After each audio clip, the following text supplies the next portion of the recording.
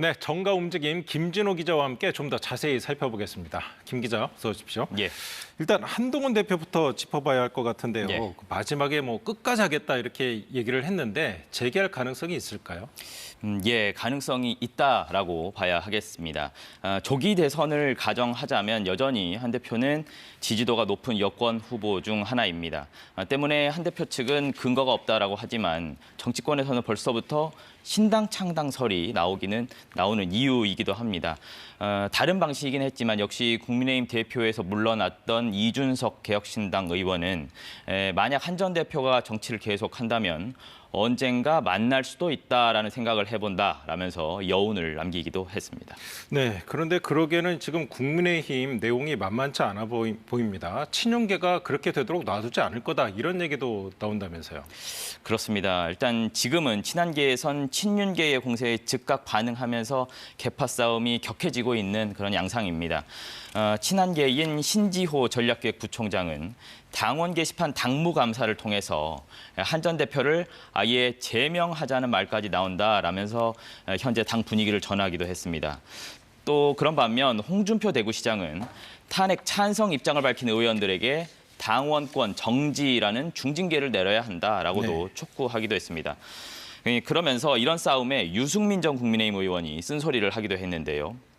내용을 보면 누가 누구를 배신했냐, 중죄를 저지른 대통령을 끝까지 감싸야 하냐라면서 우리가 무슨 조폭이냐라고도 비꼬기도 했습니다. 네.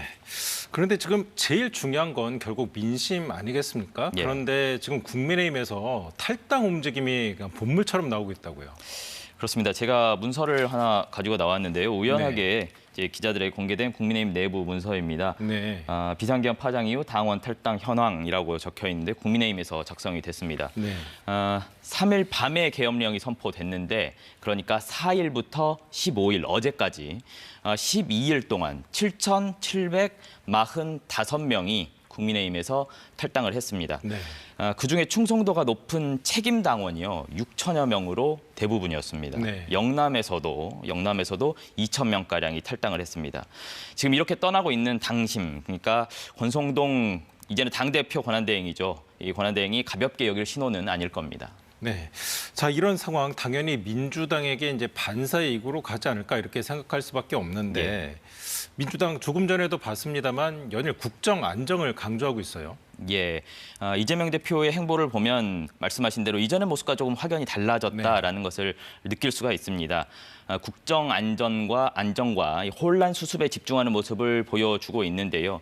이런 기조는 민주당이 작성을 했던 탄핵 가결 직후의 대응 기조를 담은 문건에서도 확인을 할 수가 있는데 당시 이 키워드가 안정과 절제를 내세우면서 국정안정, 민생 회복과 헌정수호, 내란 극복 이것을 또 두 가지 키워드로 제시했습니다.